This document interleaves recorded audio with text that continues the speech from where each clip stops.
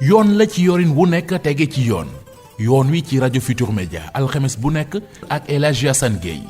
jotaayu waxtaan la bu dul bàyyi dara politique société culture sport ci gàttal lépp lu laaj waxtaan leeral ak yoonal ci yoon wi lañu koy waxtaanee yoon wi ak El Hadji Assane Gueye alxames bu nekk ci rajo Futur Média. mbokk yi ñu ngi leen di nuyu di rafetlu bu baax seen ànd ak ñun RFM ni nu ko baaxoo alxames ju ne ci waxtu wi ci kàttanu sunu borom ñu àndat ak yéen seen émission yoon wi ñu ngi am mbégte ànd tey ak monsieur le ministre de la santé et de l'action sociale monsieur Abdoulaye Diouf Sarr monsieur le ministre ñu ngi lay ziar rafetlu bu baax teewaay gi.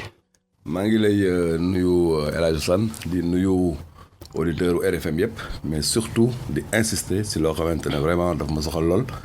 mooy di la féliciter di la remercier si sa engagement si combat bi contre la Covid ba ñu commencé ba léegi yaakaar naa ne parmi les Sénégalais bu ñu doon xool kan moo gën a engagé wu dans cette riposte yaakaar naa ne mënuñu lim juróom te booloo ñu la si. jërëjëf monsieur le ministre vraiment ni ma koy waxee à l'antenne souvent waaw góor dafay yokk njàmbaar et puis yëf yi ku ne sa bopp ngay dimbali bi gars yi commencé communication ñu ne nañ leen jàppale président ci lii ma ne déet juum noonu nañ jàppale suñu bopp ndax luy wàllaate moom ca bawul kenn ca kenn xamul fu muy yem defe naa ni ku ne war nga caa jàpp. vraiment merci. merci monsieur le ministre bërki démb joxe nga lancement ñàkku gi daanaka ni ma koy waxee macha allah monsieur le ministre dugg nga ci taarix moom ndax bu ñuy waxtaanee ëllëg mbir mbas mi nañ ni jamonoy ministre de la santé Abdoulaye Diouf Sarr ñu ne déeta waaye ñàkku gi nga jël première dose bëccëgu keroog lan nga yëg. maa ngi lay remercier El Hadji Assane yaakaar naa ne bëccëgu keroog li ñu yëg lu am solo la mooy un sentiment de fierté muy mbëgg goo xamante ne dafa dem si Sénégal parce que encore une fois comme ni ma ko waxee rek Afrique 54 pays la si 54 pays yooyu Sénégal bokk si juróom-ñaar yi xamante ne ñoo njëkk a vacciner seeni population loolu nag nekk loo xamante ne engagement chef de l'État ak détermination parce que daf ne bu ñu xaar initiative bi xamante ne ñëpp ko bokk nañu dem jëlil suñu bopp pour commencer ñàkk waa réew mi bu ko defee nag mu ne nañu commencer si personnel de santé et d'action sociale yi commencer si comorbidité yi commencer tam si ñi xamante ne am nañ lu ëpp juróom benn fukki at si biir cible boobu nag ñëpp xam nañ na les personnels de santé de première ligne yàlla dafa def ne tey man maa leen diriger bon donc ñu may ma honneur boobu man ma njëkk effectivement vaccination bi may remercier effectivement chef de l'État si clairvoyance am boobu donc bër su keroog moom yëg nañ loo xamante ne vraiment donc lu am solo la mooy ne alhamdulilah Sénégal réew mu mag la. dëgg la ci wàllu yaram bi nag ndax am na ñu ragal ñàkk bi yenn fekkee nag njawee ni foog nañ ni boo ko defee da ngay miir fekkoon na fi ay vidéo yàqkat yi wane ñuy say ak yooyu ci wàllu physique lan nga yëg bi nga ñàkkoog léegi ça fait 3 jours. alhamdulilah bi ma ñàkkoo ba léegi wax dëgg yàlla donc gisuma benn effet boo xamante ne am na ko maa ngi sant sama borom te yaakaar naa ne tam bi ñuy commencé ñàkk ba léegi amaguñu benn remontée effet indésirable loolu tam mu am solo te bésu démb bi aussi commencé nañ ko dans l'étendue du territoire muy loo xamante ne vraiment donc lu am solo la ñu ñàkk démb rek ba su démb bi rek lancement bi rek te sax campagne de communication bi wax dëgg yàlla démarré gul ñu nak 4047 personnes muy loo xamante ne vraiment donc lu am solo la bon dëkk ba su keroog bi daal bi ñu ma ñàkkee yaakaaroon naa ne sax dañu teg rek benn éponge yekki ko parce que yëguma ko très bien mais aussi ba muy ñàkkoo ba léegi itam wax dëgg yàlla yëguma benn effet indésirable très bien xam naa sa kilifa son excellence le président Sall loolu doon bëgg a déglu boo demee ba noppi moom mu soog a ñëw alxamis yi lan moo waral mu def dank fanaanal gi moom boobaak léegi war a ñàkku tey ci alxamis yi non xam nga loolu yëpp ci stratégie la Hadji Assane président daf ne dafa am benn stratégie nationale de vaccination bu ma teg mu am un plan d'action ci biir stratégie boobu ñu ne dafa am lu ñuy wax la cible prioritaire yi wax naa la ko sànq mooy les personnels de santé ñi xamante ne ñooy liggéey ci mbir mi te bés bu jot ñu mën a dajeek virus bi mooy mag ñi xamante ne am nañ lu ëpp juróom benn fukki at te bu leen virus bu duggee mën leen sonal mooy ñi xamante ne tam dañuy dundaaleeg beneen jàngoro muy hypertension muy diabète muy leneen ñooñu ñooy prioritaire bu leen jukkee ba pare dooru jukki ñeneen ni ba nag président dafa respecter stratégie bi mooy que ne personnel de santé d'action sociale dem leen ñi xamante ne am ngeen plus de 60 ans dem leen ñi nga xamante ne ak benn feebar muy diabète muy hypertension wala leneen dem leen bu ngeen demee ba vraiment donc ñu jël leen bu ko defee effectivement yeneen cible yi mën a ñëw bon nag dafa wane woon rek bés boobu que ne dafa am principe bu stratégie nationale bi teg il faut que si lancement bi ñu respecter principe boobu. Très bien président dina ñàkk mais on imagine que entourage am direct surtout njaboot gi ndax am na ñu doon wax ci njëlbeen waaw ñoom bu ñu fa indee ñàkk yi nan ñàkk ñoom ba noppi maanaam na ministre bi ñàkkul na président soxnaam et cetera lu xel nangu la. waaw xam nga loolu sax yaakaar naa ne ñi ko doon wax. dañ ko waxee rek ci esprit boo xamante ne esprit ñàkk xam la. xam nga ñàkk xam moom li muy waral dafa bëri. mais en réalité sénégalais yi depuis ñu lancé ba léegi seetlu nañ ne wax dëgg yàlla ñu ngi dem benn engouement ci vaccination bi. foo toll ñu ngi lay woon na laan vaccin yi effectivement nan la ñu demee. mais may wax ne aussi stratégie de vaccination bu mel nii pour nga réussir ko. dafa am principe yooy respecté dafa am méthodologie booy respecté dafa am fu muy jaar. fu muy jaar nag mooy si gouverneur de région bi xamante ne mu ngi yor médecin chef de région am. médecin chef de région boobu bu nekk yor ay district am district bu nekk dem ba si poste de santé yi dañ koy jaaral si pyramide sanitaire bi. bu ko defee effectivement Sénégalais yëpp sentir ne li ñuy def. am na effectivement yoon boo xamante ne fa la war a jaar.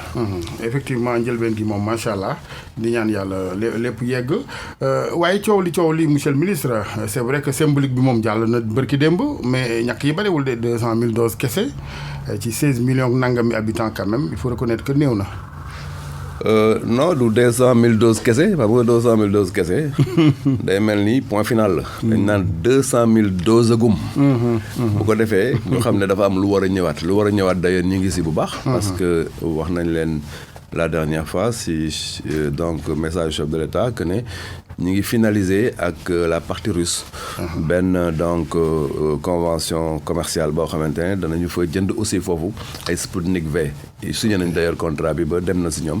dañuy xaar rek quelques formalités pour mën a dem jëli 500 000 doses yooyu xamante ne. Sputnik V lay doon. yu bokkul ak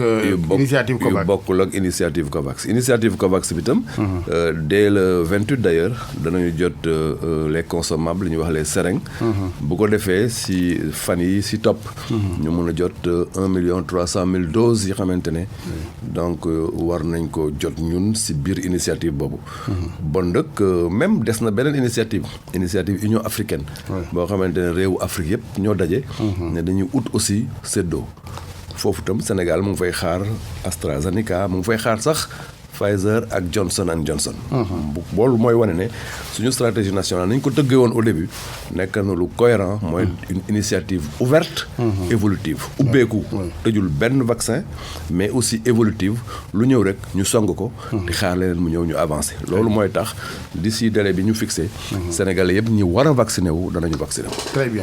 mais il faut que ñu reconnaître leen stratégie bi macha allah tëralin bi dafa am solo ndax li wolof naan jinax day bari pax xam nga àddina fi mu toll ku ne muusante sa morom xëccoo bi ak ni nga xamante noonu la njaay mi nekkee lu difficile nga nangoo wut ay pax yu bari am na solo. bien sûr Jason xëccoo bu metti xam nga ñi xamante ne ñu ngi jàng économie yaakaar naa ne mbiru vaccin bi. dafa am lu mu leen jàngal.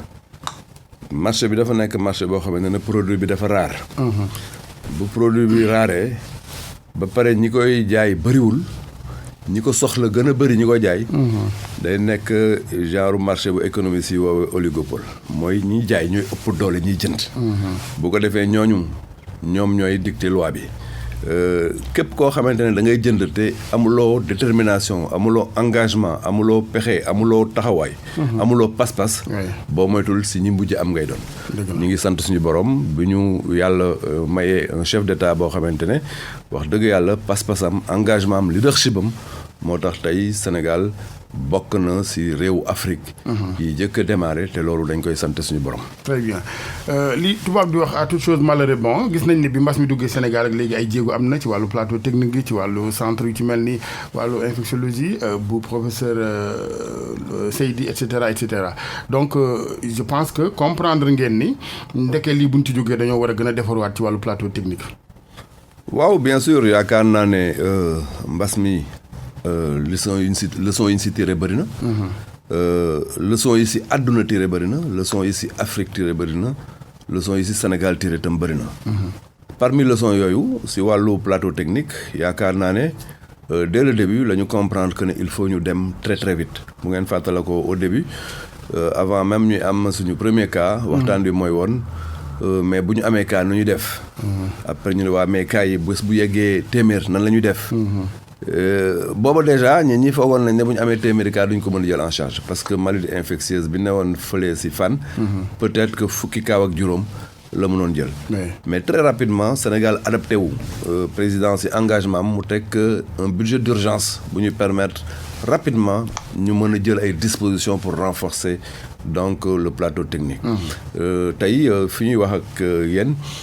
jënd nañ si biir mbas mi plus de 8 scanners yoo xam ne dañ leen tas si donc hôpitaux yi loolu mu ñëw yokk si scanner yi fi newoon loolu scanner yooyu rek pour appuyer stratégie Covid bi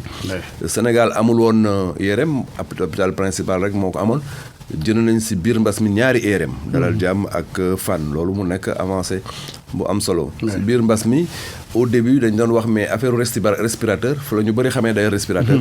mais si biir mbas mi rek jënd nañ si plus de 150 respirateurs loolu yëpp mooy effort yu am solo sans compter maintenant investissement lourd yi xamante ne def nañ ko wax nga léegi service des maladies infectieuses bi xamante ne le professeur Moussa Seydi moo ko dirigé ñu koy féliciter au passage nekk na loo xamante ne aussi lu am solo le président ñëw très rapidement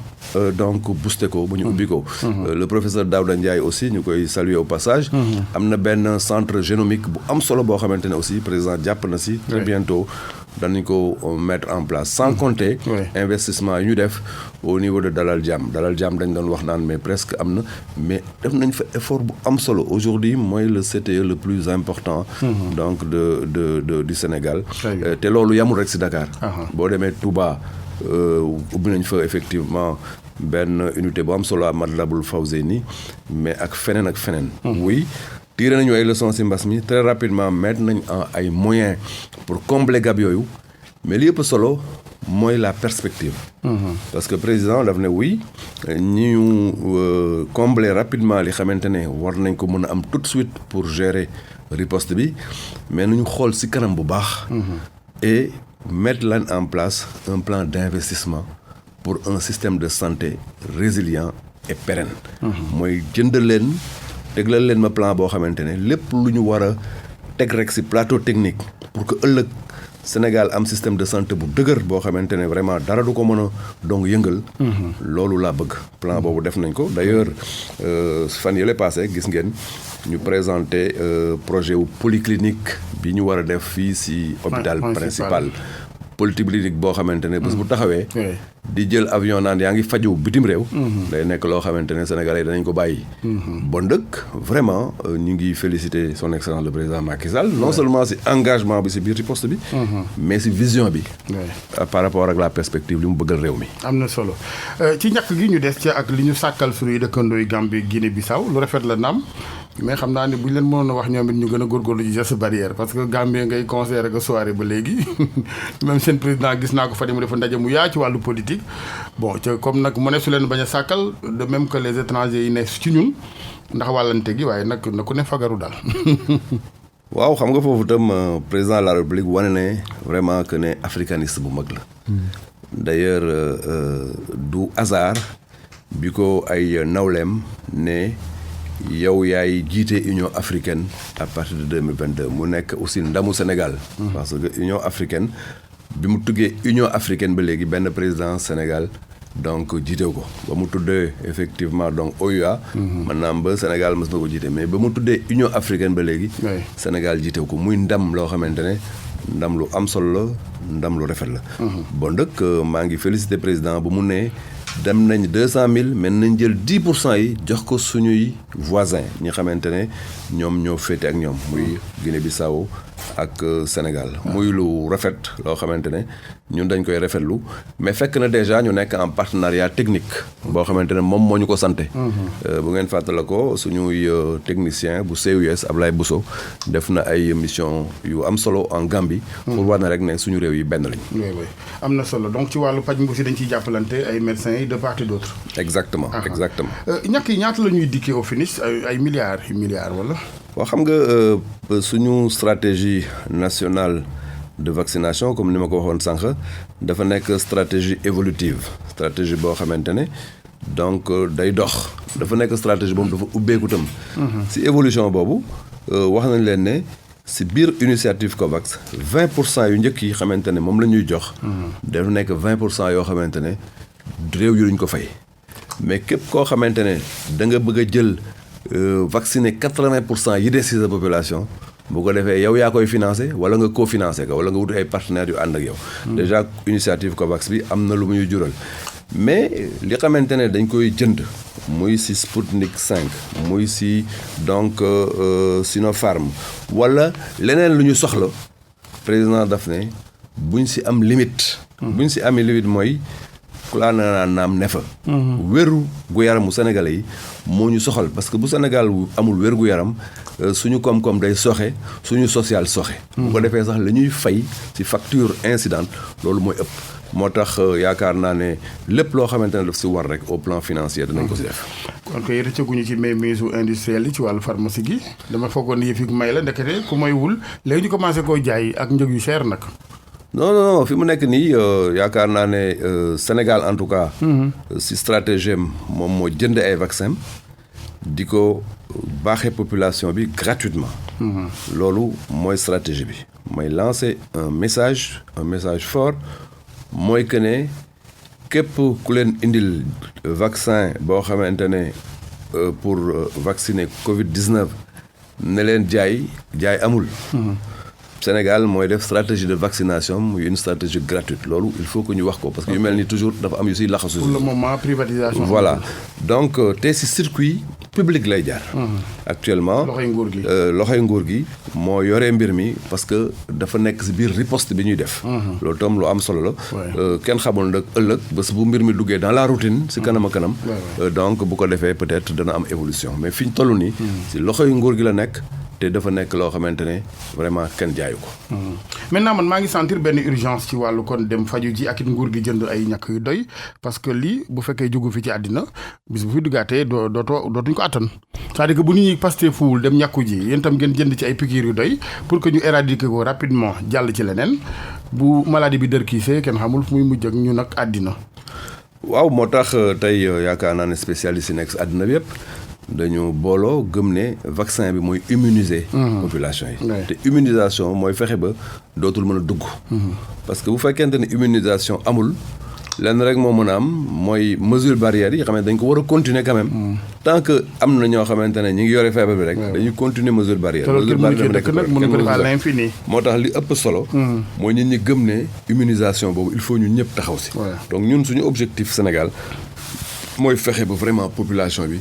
ñu vacciner leen. te alhamdulilah engouement bi ñu gis depuis démb. jox nañu yaakaar. tout à l'heure à 16h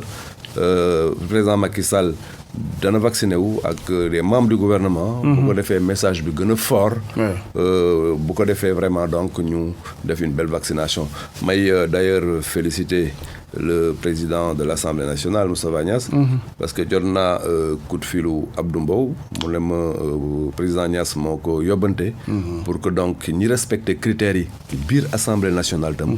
ñu mën leen donc baaxee vaccin yi loolu day wane effectivement que ne ñi yore réew mi te donc yore ay institutions ñi ngi xalaat bu baax stratégie de vaccination pour joxe le message fort pour que Sénégal bokk ci réew yi gën a aaru ci wàllu Covid-19. très bien ci wàllu transparence ak séddale meek pikirin wi xaayaan ku dégg séeréer ndax président bu fekkoon rek ne mbiram Akimoo la mënoon nañ ñu ne cëpp ne balaw rek mu njëkk a vacciné wu comme toog na ay fan di xaar les personnes prioritaires kon keneen ku dugal ak jalgati ci biir muy personnel santé muy sénégalais bu doon personnalité boo mën a doon bëgg a wut genre raccourci lu la ca fekk yow. loolu moom lu wóor la à Josane yaakaar naa ne message bi président joxe muy message bu am solo dañ ko war a donc décrypter bu baax. mënoon na wax ne vaccin yi yegsi na maa ngi nii man maay jëgg a vaccin mais daf ne respecter leen critères yi ñu teg ci stratégie ba ñëpp xam ne dañuy liggéey stratégie dañuy liggéey ay critères. bu ko defee nag ñu continuer donc mbir mi. loolu déjà dafa am solo may ñaax bu baax les gouverneurs de région. ne leen ne région bu nekk gouverneur bi moom mooy le garant moom mooy garantir donc transparence bi moom mooy garantir équité bi donc may ñaax aussi commission nationale de suivi et de contrôle des opérations de vaccination suba d'ailleurs dañ def benn webinaire ak ñoom parce que dafa am commission boo xamante ne au plan national ñëpp si bokk toutes les semaines ñu xool mbir mi fan lañ si toll ak lan moo si jubul lan lañ si war a jubanti naka la ñu demee ainsi de suite loolu yëpp dafa nekk si méthode de transparence yi teg nañ ay critères mais critères yooyu dafa am donc loo xamante ne moo koy surveiller pour que ñu rester sur les deux principes de base yi xamante ne moom la ñu président dénk équité ak transparence. Monsieur le ministre ñan ñoo seq commission boobu est-ce que ça a été fait de façon inclusive? waaw c'est commission bu am solo la boo xamante ne ñi ko seq mooy presque ñëpp ñoo xamante ne ñi ngi liggéey ci vaccination bi mais aussi ñi ngi liggéey ci riposte pandémie bi man en tant que ministre de la santé et de l'action sociale maa ko jiite secrétariat technique bi Mamadou Ndiaye directeur de la prévention Sénégal yëpp xam ko moom moo koy def parce que direction bi muy gérer moom ñoom ñoo yor programme élargi de vaccination ñoom ñoo xarañ ci wàllu vaccination bu dul même bu dul woon Covid bi Mamadou Ndiaye spécialité am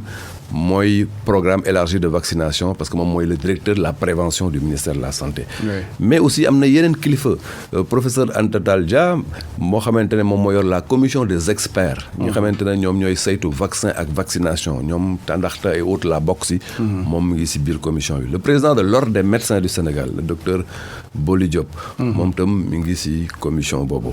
képp koo xamante ne rek le président de l'ordre des pharmaciens mi ngi ci biir commission boobu ñu bëri ñoo xamante ne vraiment le ministère de l'intérieur parce que mbir mi du rek mbiru santé ministère de l'intérieur ils sont représentés dans cette commission primature je dis primature le secrétariat général du gouvernement ñu xamante ne donc ñoom ñoo yore benn dispositif boo xamante ne dispositif am solo ñu koy wax le One Health ñoom tam ñu ngi ci biir commission boobu commission la boo xamante ne yaatu na yaatuwaay bu am solo l'OMS mi ngi ci biir commission boobu organisation mondiale de la santé vraiment commission la boo xamante ne rôle am mooy semaine bu jot ñu xayma xool mbir mi fu ñu ci toll parce que mbir doo xaal ba mu pare ngay door def benn évaluation après da ngay évaluer à mi-parcours pour que bu paree nag nga mën a def une synthèse des évaluations bu ko defee dara du la bett loolu la ñu nekk pour moytu yàqu-yàqu yu bari parce que Sénégal dañuy bàyyi ba jaan ji romb ñu soog a dóor ci watit bi exactement mooy rapport audit yi ñuy wax rek ay audit gestion 2019 2020 waaje ñëw jël xaalis ba takki koy jabar seetu tas lépp ñu bàyyi 4 ans après def audit génnee rapport teg fële ca fu may bañ a tudd monsieur le ministre commission yi boo gisee mu am solo ñuy wax ñi ko seq sénégalais yi dañuy am benn kumpa da ngay dégg ko toog ca këram reer ba suur naan communication bi baaxul xamuñ ne commission boobu ngeen di taxawal am na ay experts en com am ay experts ci wàllu kër docteur am expert ci wàllu sécurité kon dafay baax ñuy wax seen tur ñoom kàngam yooyu parce que dina gën a gindi doomu aadama yi daal. bien sûr loolu lu am solo la xam nga bu ma ne la commission boo xamante ne président ordre des médecins mi ngi ci loolu kooku mu représenté médecin Sénégal yëpp bu ma ne la commission bi président ordre des pharmaciens mi ngi ci c'est important loolu jeexal na ay wax justement bu ma ne commission boobu ki yoree experts yi liggéey ci vaccination bi yëpp muy expert indépendant mi ngi ci loolu itam jeexal nay wax te mënoon naa lim ba ngeen xam ne commission boobu ay kàngam ñoo ci nekk mais Sénégal nag moo bindoo noonu moo bindoo noo xamante ne bu dee football y a plus de 10 millions d'entraîneurs bu dee aussi tribunal y a 10 millions de juristes et de juges bu dee leneen ak leneen mais kuy daw doo gestu da ngay jubal fa nga jubal rek dëgmal bañ a ñu lay distraire dëgg la waa joxoon kenn mënut a boole daw ak laasee daal ñu fàttali mbokk yi seen émission yoon wi ngeen di teewloog RFM ñuy dalal monsieur le ministre de la santé Abdoulaye Diouf Sarr monsieur le ministre am na ci ñu am yenn préoccupation yi ci mag ñi ñu yor ay mag ci kër yi ñoo xam ne am nañu lu ëpp juróom-ñetti fukki at jàpp téeméeri at xam nga ñooñu duñ mën a ñëw dem di rang wala fekki ministère de la santé j'espère que am na dispositif boo xam ne au fur et à mesure di ngeen ko taxawal pour dem ak ay équipe mobile pour dem ñàkk ñooñee wala. waaw yaakaar naa ne question bu am solo nga posé wax naa sànq que ne Sénégal 14 régions la am 14 régions yooyu région bu nekk am nga médecin chef de région ba pare si biir 14 régions yooyu am na 79 districts district bu nekk am un médecin chef de district man dama bokk si ñu gëm ne système de santé bu dëgër médecin chef de région ak médecin chef de district yi ñoom ñooy can yi xamante ne ñooy ponk yu mag yi xamante ne bu ñu dëgëree rek fépp dëgër ñooñu nag ñoom ñooy gérer opérationnalisation bi te su nekk yaa ma gën a xam sa district ni nga xamee sa poche ñoom noonu la ñu xamee seen district bu ko defee lépp lu si war rek au plan opérationnel pour que donc ñu protéger les personnes vivant avec des comorbidités ñi xamante ne aussi ay mag lañ ba du ñu mën a bouger ñoom danañ jël les dispositions pratiques pour adapter ko au niveau de chaque district boo jëlee benn schéma boo xamante rek nga ne schéma bi nii la calquer ko au niveau national te bàyyiwoo leen ñoom au niveau territorial ñu xam lan moo war ci seen territoire rek bu ko defee da ngay bëgg a décider au niveau central te man dama gëm ne décision yi gën ci wàllu donc santé dafa war a nekk décision de proximité décision donc de la base même communication bi communication de proximité la war a doon exactement parce que mbind bi ñu ngi fii gars yi toog Dakar rek ñoom Ngoné Ngom naan lien nangam sangam parce que jàng nañu école mais xam nga ni suñu yenn gox yi Sénégal yu xëccaan yi boo fi waxee lien moom yàq nga sa wax. tout à fait moo tax ñu ne nañu donc jox mbir yi district yi ak région yi ak gouverneur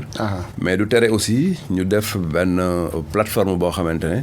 au niveau national danañu mën a permettre ñu gérer données yi parce que même bu fekkente ne jaarule aussi lien ñu enregistré si benn gox boo xamante ne peut-être loolu mënu fa nekk information yi ñu fay jël itam danañ ko yéegal ba fu ñu jaar si lien nekk fañ leen di denc si données yow ñu mën la fa yóbbu bu ko defee ñu am benn base de données boo xamante ne danañ si mën a liggéey pour ëllëg laaj na nag organisation rigueur des mbir yi tam naan du ma jàngal kenn liggéeyam parce que Sénégal aussi ni ñu bëggee lu yomb ñu baal ma ci ñi ma ko sañ a wax parce que nii ma ko gisee nii ñuy ñàkku ji ku ne yaa ngi toog naan sama njaboot kañ la ñuy ñàkku si secteur nangam diw nangam boo toogee sax léegi waa GFM man ñu yabal ma ñëw ne monsieur le ministre dañoo bëgg nangami dose naka la ñuy def ba nit ñi xam ne yëf yi bu weesoo symbolique gi rek kilifa yu ñàkku ñu jàll à autre chose c'est pour tous les citoyens nañ nit ñi nag aussi ñun ñëpp ñu maase dem ñàkku ji fa ñu war a ñàkkoo. Yossane question bu am solo nga ma posé. Il faut ñi xam ne danañu lancer def ay actes symboliques. ba loolu nekk ci la phase de lancement parce que produit boo gis. dafa am phase de lancement am phase de croissance dem ba maturité avant muy dugg ci phase de déclin. mais li ñu gëm mooy que ne phase de lancement bi danañu wane ay donc mbir yoo xamante ne day fës. président de la République vacciné wu. président assemblée nationale par exemple. ak kilifa yoo xamante ne dañuy wane ne mbir mi am na solo lool il faut que population yi def ko. mais bu ñu paree loolu il faut ñi xam ne si fii ñu war a vacciné wu la ñu war a vacciné wu. nañu dem si district yóbbu leen si poste de santé yi dem centre de santé yi et cetera ba ñu vacciné wu. lii tax mbir mi vraiment jaar si yoon gaaw demee noo xamante ne nu mucc ayib la noo xamante ne danañ ko mën a gérer noo xamante ne Sénégal day fësaat si ndamam mooy que ne ñu respecter principe de base te principe bi si ëpp solo. mooy transparence la cible. ñu bañ ko raté. loolu dafa am solo lool bon nag question bu am solo la. bu kenn woo ministre de la santé naan kan bon écoute yóbbul ma tant de dose fële si Njagañaaw samay mbokku Njagañaaw ak Yoff ay xarit lañ. donc moo tax ma leen di tooñe noonu. très bien mais am na solo lool que ñu respecter principe ak transparence. xam naa du yomb nag ndax ñun c'est presque culturel fii quoi ci loo ne rek mbokk yaag gore yaag ñëpp mais ñu xamee ko ni du yomb nag ci wàllu organisation bi ak séddale bi ci ñeel justement ba tey ñàkku yi ndax PV am ngeen ci expérience mais pour cette fois-ci il s'agit ñu ñàkk ay millions yi doomu adama loolu moo tax nag mu laaj organisation ni ma ko waxee ak méthode. bon exactement xam nga wax naa léegi que ne ça fait plus de 40 ans Sénégal di ñàkk. PV aussi 14 donc ñàkk mi ngi si biir ñu ñàkk yu am solo. bi ñu mujjee introduire d'ailleurs si suñu PV mooy bi war a aar xale yi si cancer col de l'utérus. muy donc loo xamante ne expérience bi am nañ ko. la différence mooy bii c'est à l'échelle nationale. Covid bi ni mu demee à l'échelle nationale. mais si vaccin boo xamante ne dafa bëriwul si àdduna bi nit ñi di ko xëccoo. bon nag dafa laaj organisation ak méthode. mais dafa laaj engagement xam nga pas-pas lu mu àndul rek. day xaw a soxe. moo tax nañ si def pas-pas bi war. mais nañ si def engagement bi war. te engagement dafa am loo xamante ne moo nekk si biir. engagement li gën a nekk si biir bu war a nekk engagement qualitatif. mooy transparence engagement boo amul transparence am engagement musiba lay doon donc maa ngi demander à ce que les personnels de santé et d'action sociale ñu am un engagement sans faille taxaw jaar fii ñu président de la République jaarloo pour que donc Sénégal jëlaat ndam si vaccination bi. Très bien ci wàllu waxtaan ak gisee ci biir njaboot gi mooy le personnel médical j'imagine que di ngeen fa waxtaan ba même bu réeroo mënta ñàkk sax pot mi doon potum biir parce que souvent dañuy gis dara day am ci réew mi ñu dégg syndicats yi ils sont dans le droit et le rôle mais bu ñu ko defee coowal mbedd wala coowal média rek day xaw a daal di ñu dévier un peu de l'essentiel est-ce que foofu tam yow en tant que ministre de la santé ma des na yaakaar ci yow génn nag xeetu anticiper goo xam ni di nga yëgoog ñoom di nga ubbi ku jëm ci ñoom. waaw bien sûr El Hadj Assane si biir commission nationale de suivi et de contrôle bi ma lay wax léegi. syndicats yi dañ fa nekk. Mballo Dia Thiam dafa nekk membre commission boobu le SAMES. ñu ngi si biir commission de suivi et de contrôle bi. donc ñooñu aussi ñu ngi si biir parce que dañu jouer rôle bu am solo. ma leen di remercier d'ailleurs di leen féliciter parce que riposte bi mu commencé ba léegi ñoom dañu wane un engagement citoyen extraordinaire. wane na vraiment ñoom mbir yi ñoom ñoo si war a njëkk. donc waxtaan boobu c'est de manière permanente. Sénégal nag wax nga ko sànq dafa nekk réew moo xamante ne toujours yu mel nii bu amee di nga gis koo xamante ne jubu boppam rek la yore. taxaw ñu invité ko si benn télé wala si benn rajo. mu wax lu ko neex loo xamante ne kenn du ko corriger alors que bu doon yenn réew yi nga ñëw prononcé wu si benn question boo xamante ne c'est une question d'expert booy génn rek experts yi xamante ne ñoom ñoo la war a laaj dañuy wax lii nga wax nii si ban étude nga ko wér ak si ban rapport ak si ban thèse bu ko defee nga justifié wu devant tes pairs mais fii nag da ngay wax lu la neex rek dem toog sa kër seetaan télé ne bon man kay wax naa alors que mbir yi du noonu normalement am na domaine yoo xamante ne un avis d'expert moo war a wax parce que say naataangoo ñoo lay déglu tey nawle am na solo nit waaw nga xam ni am ngay nawle bañ ñu xeeb la par contre liggéeykat yi j'espère que gis nañ seen bopp ci xeex beeg mbas mi ñoom it ci wàllu indemnité yi wàllu ndàmpaay yi parce que aussi Sénégal moom c'est une question tabou boo ne xaalis rek gars yi ne xaalis bëggul coow mais ñoom tamit ay borom kër lañu j'espère que boobaag léegi tous ces sacrifices là gis nañ ci seen bopp waaw yaakaar naa ne mooy woon d'ailleurs dès le début si ndigalu chef de l'État dañ ne képp ku nekk rek si santé bi nekk si mbas mi si première vague bi dañ la dàmp c'est-à-dire dañ la jox indemnité yooyu vraiment def nañ ko ni mu waree bi deuxième vague bi ñëwee itam ñu ne ñi nekk si biir CTE yi di yëngatu di liggéey nañu xool aussi ak CTE yi ñu nekk nañ leen di donc dampe si biir seen liggéey si biir hôpitaux yooyu loolu moom vraiment donc ñu ngi siy sant suñu borom taxaw si ba vraiment donc motivation personnel de santé ñu bañ ko sàggane parce que motivation dafa am solo lool ci travailleur muy santé muy feneen motivation mooy élément de base bi xamante ne mooy tax nga def pas-pas sa liggéey am na solo Sénégal nag bon xam naa dinañ egg bis ci ak jubbanti ñu baal ma sa mbokk politique yi ñoom la ñu gën a modifier motivation politique moo fi ëpp solo que motivation wala waaw xam nga am député ne ci assemblée nangami junni litre carburant 4 nangam bu dee ministre noonu bu dee keneen noonu bon. déedéet bon man gisawuma ko noonu. dama gisee ne lépp lu mën a doon que muy politique que muy entreprise privée que muy institution internationale ak fu mu mën a doon rek. lépp lu ñu fay teg nañ ko teg ci yoon. nañ ko teg ci équité nañ ko teg ci transparence une fois que c'est équitable et transparent rek li ci des amul solo. très bien ci relais communautaire yi ñu des ca parce que laaj na yaatal communication bi les religieux kilifa diine yi am ngeen programme pour ñoom ndax buñ ko waxee buñ ko waxul ñu baal ñu suñuy maam lañ suñuy kilifa la suñuy wasi la léeg-léeg nit war ni waaw kañ la xalifa général bu tedd ba ca Touba di ñàkku kañ la xalifa général bu tedd ba ca Tivaouane di ñàkku et cetera waa Ndiassane lan mooy doon seen participation ci aussi il faut que ñuy bañ rek di leen féetale ci wàllu rek bu ñu amee ngénte wala bu ñu soxlaay ñaan ñoom defe naa ni Sénégal aussi war nañu génnee sunu maam yooyu ci confinement boobu ñu leen bëgg a boole rek waaw bien sûr xam nga si principe bi moom yaakaar naa ne leer na cible bi dañ ne ñu ngi ko jagleel personnel de santé et d'action sociale cible prioritaire bi ak personnel ñi xamante ne dafa am jàngoro ñu dundale ak ñi xamante ne ñoo am juróom benn fukki at ak lu teg loolu mooy priorité bi te bu ngeen gisee ne suñu stratégie day évoluer bu ñu lancé ba pare dañuy continuer donc liggéey boobu dañ koy continuer et vraiment képp ku ñu war a protéger rek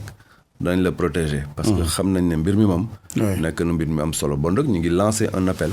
ci Sénégalais yëpp koo xamante ne rek donc war nga ne man bu ma piqûre danaa jox message fooru réew mi rek. yaa ngi effectivement donc nekk koo xamante ne soxla nañ sax sa taxawaay. très bien c'est vrai que yëpp yi moom comme vous dites appel la rek quoi am na ñuy sax yaakaar ne ñàkku gi force la ñu leeral ni xëy na ñàkku bi du force te it du am njaay ak maye la. waaw loolu moom yaakaar naa ne wax naa ko sànq ñàkku bi nguur gi moo koy gérer. Deuxièmement jaayuñu ko dañ ko mettre disposition population parce que dafa bokk si xeex bi ñuy xeex coronavirus. beneen bi mooy que ne dafa nekk lu volontaire. mu ñu la fekk sa nekk na la parfois. kenn du dañ lay ñàkk. mais xam nañ ne communication biñ si war a def. bu ñu ko si defee ak ñi war a wax ñi war a donc conseiller ñi war a prescrire bu ñu ko defee rek. gëm nañ ne. nit ñi dañuy vacciné wu te depuis démb ba léegi. ministère de la santé ñun ñaa ngi ñuy woo naan ñoon nan la ñuy def pour mën a vacciner loolu mooy wane ne adhésion wu population yi mi ngi dugg. dëgg la population yi justement monsieur le ministre ñoom xeetu laaj bu ne la ñuy laaj am na ko ne man ndax étranger yi maanaam waa dëkk nangam ak nangam yi ne fii dañ leen di ñàkkaale. xam nga boo xoolee geste président de la république. mu am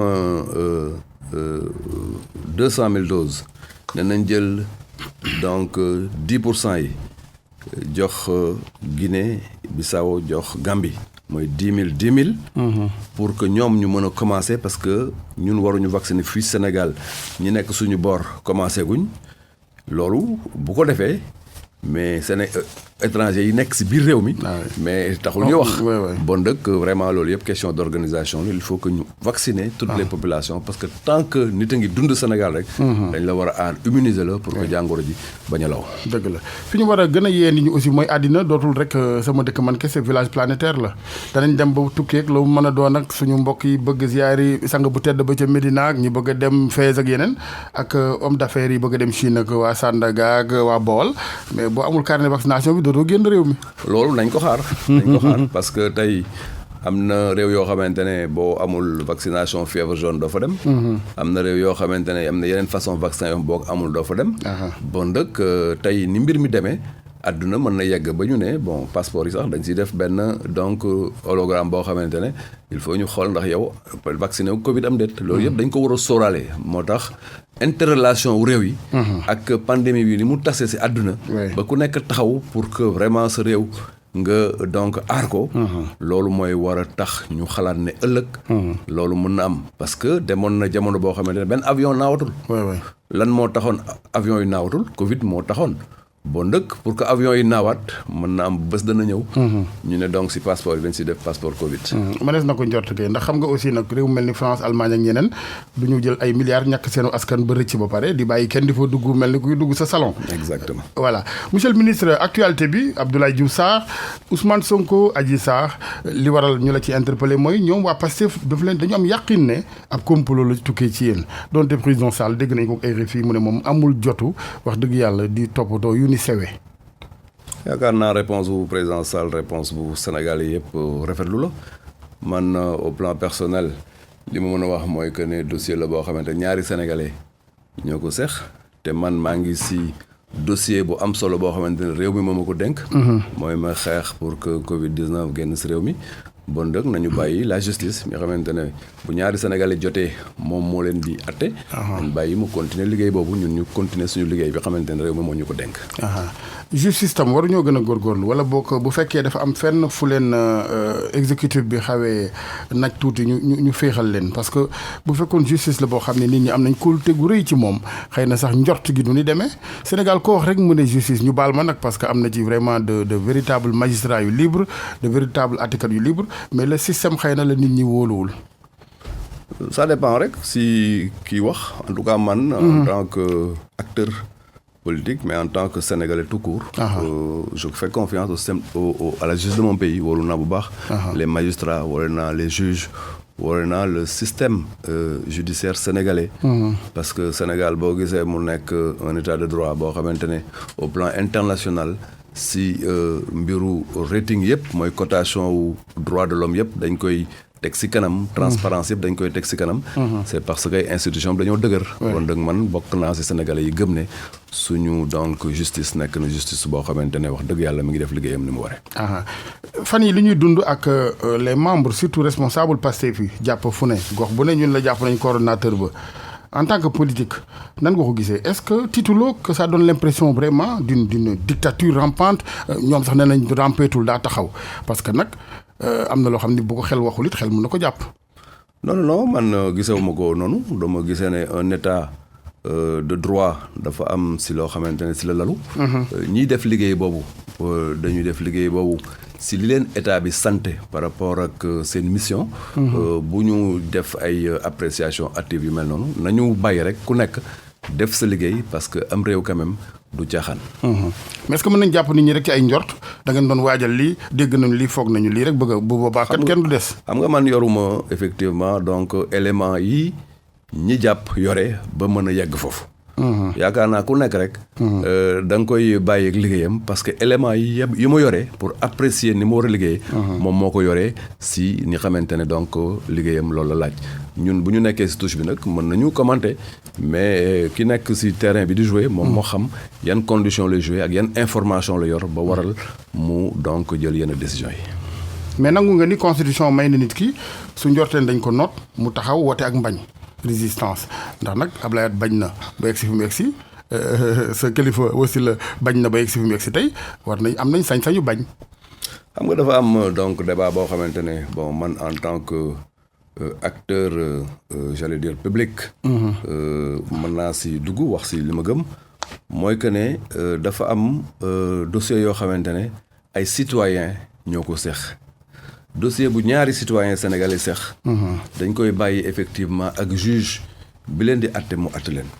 dossier boo xamante ne nag dafa nekk si domaine public loo xamante ne vraiment donc du relation wu ñaari citoyen bu boobaa mën nañ ko wàccee sur le plan politique wala sur un autre plan mais vraiment un dossier typiquement privé boo xamante ne ñaar ñoo ko seex kenn ki déposé plainte pour keneen ki yaakaar naa nañ ko bàyyi rek si néeg ba mu nekk bañ ko génn néeg boobu di ko dogal beneen néeg. ñoom nee nañ daal waa Pastef encore une fois lii di xeeñ mooy da ngeen a bëgg troisième mandat rek parce que doxalin wi daal ñoom tey na seen xel nee nañu seen njiit président Macky Sall seen nguur da ngeen bëgg bokkaat ci làmb 2024 gi. Yosan débat bu nekk dafa am waxtoom lu ñuy wax le temps opportun. le moment opportun la place bi xamante ne fañ ko war a waxee parce que wax moom dafa am bu ñu ko war a waxee ak nuñ ko war a waxee ak bés bi ñu ko war a waxee et cetera et cetera li ma toll nii moom li ma soxal mooy vaccin bi naa terminé sama vaccination population yi vraiment vacciné wu dans les meilleures conditions mais li ma xalaat si débat bi nekk actuellement sur la place wax naa la ko mooy que ne ñaari sénégalais ñoo séq jote ki leen war a atte nekk un juge nañ ko bàyyi moom mu terminé liggéeyam. Très bien monsieur le ministre kon jarul may laaj beneen laaj bi ci wàllu Ndakaaru ndax soxla nga nekk maire Ndakaaram déet ndax wax ji jot na man xam naa ni ab lébu nag wax dëgg yàlla ko ni bëgg nga Ndakaaru war na wax ni bëgg na Ndakaaru. damay wax rek li président Lamine Gueye waxoon si réew mi j'aime Dakar d'un amour qui m'arrache les larmes mooy que ne lébu la Ndakaaru laa dëkk bu ñuy defar Ndakaaru en tout cas kenn waruma si njëkk léegi nag wàllu mais rek yooyu jotagul damay ñëwaat rek ci li ma waxoon sànq mbir moom doo ko wax te jotagul doo si jëf te jotagul bu boobaa ñi ko war a waxtaanee te nga bokk ak ñoom parce que mbir mi du yow rek da nga nekk si parti nekk si coalition nekk si leneen ak leneen ak leneen yaakaar naa élément yooyu yëpp ngay intégrer pour mën a apporter une décision mais si wàllu bëgg moom ak xol Dakar nekk na sama xol bu baax a baax a baax parce que fi laa dëkk sama lépp fi la nekk. dëgg la en tout cas président Sall sas na la parce que keroog bi ñuy teeru vaccin yi ci AIBD gis naa mu wax ba geesu xool ne la vous avez ma confiance loolu rëy na. rëy na lool man dama gëm muy loo xamante ne vraiment dama koy réitérer. j'ai un leader j'en ai pas deux il s'appelle le président Macky Sall. ma gëm ne effectivement pas-pasam engagement am ak vision pour réew mi nekk na loo xamante ne lu am solo la ma ko suy gunge nag di ko su gunge avec loyauté ak engagement ak détermination maa ngi ñaan sama borom mu jàppale ma ba à l'évaluation mu ne kii kat wax dëgg yàlla